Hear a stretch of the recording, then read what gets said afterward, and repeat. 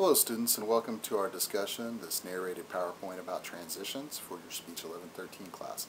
I chose this graphic because there's obviously a transitional landscape here between the forest and the river and this majestic mountain. Transitions are very important in both public speaking and in your English classes.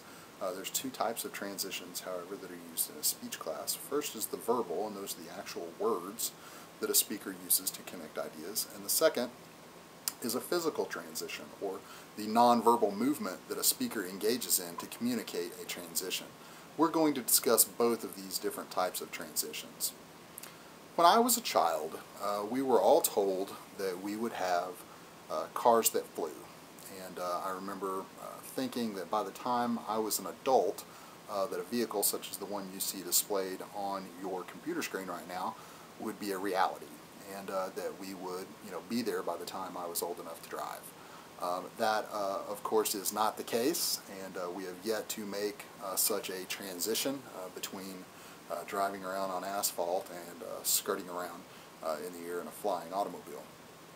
Occasionally, however, you do see some news accounts of flying automobiles, but they typically tend to look a lot less like this one and a lot more like this one. And that is not necessarily the sort of transitional vehicle that I was looking for. However, I did do some searching around on the internet, and we are actually closer to this than you might think. And it involves kind of a metaphor, a visual metaphor, for what we're going to talk about in today's lecture, and that's a transition. And in fact, this is called the transition from Terra Fuga, and here you see it driving down the road as an automobile. There you see it parked at an airport. They drove it to the airport. It's getting ready to become a plane. There you see it in the transitional process of folding out its wings. And there you see it taking off for flight. And that vehicle is a great metaphor for what we're talking about. Somehow you've got to move your speech along from this place, which is one of the main points, to this place, which is another one of the main points. And to do that, you've got to move along, you've got to set yourself up, and then you can finally transition to whatever it is that you hope to become. Let's talk first about verbal words that communicate. Think about logical relationship between ideas or main points that you're trying to connect. Explore transitions that help you communicate those relationships. Remember your primary organizational patterns that we've discussed in our class, and those are chronological, spatial, topical, cause and effect, and various other persuasive organizational patterns. Let's talk about chronological. You may want to communicate a sequence or an order in your transition words. You can use words like first, second, third, next, then, and finally. You may want to communicate time in your transition words. You could use words like after, afterward, at last, before, currently, during, earlier, immediately, later, meanwhile, now, recently, simultaneously, subsequently, and then. All of those things indicate a chronological or time-based organizational pattern. Next, let's talk about some transitional words that indicate a spatial organizational pattern. If you're trying to describe place or position, you could use words like above, adjacent, below, beyond, here, in front, in back, nearby, there. All of those things indicate that spatial organizational pattern. Next, you might try to communicate things that are organized in a topical sort of situation, or a topical organizational pattern. You could use words like similarity, things that demonstrated contrast, things that demonstrated elaboration or example, and finally things that demonstrated an emphasis.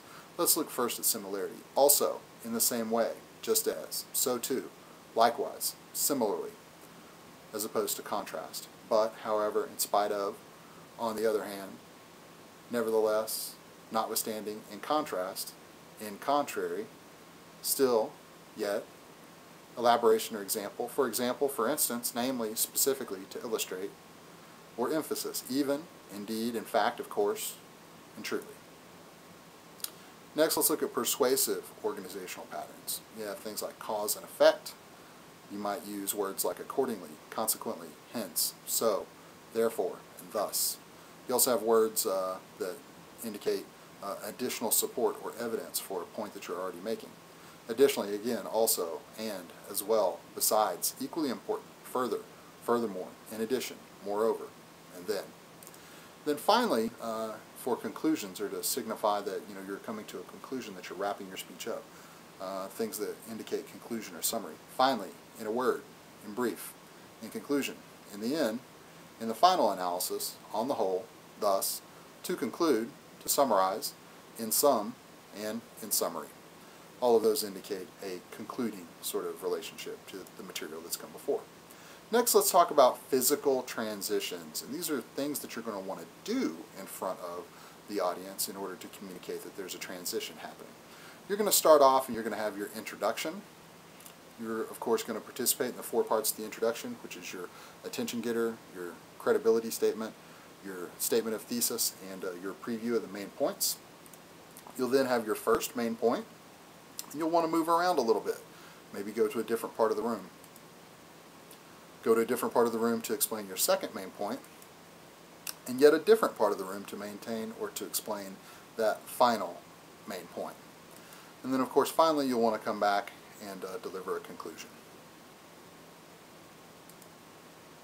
I have here a stick figure who is going to go through all of these different things. He, of course, started off in his introduction, did his main point, did his second point,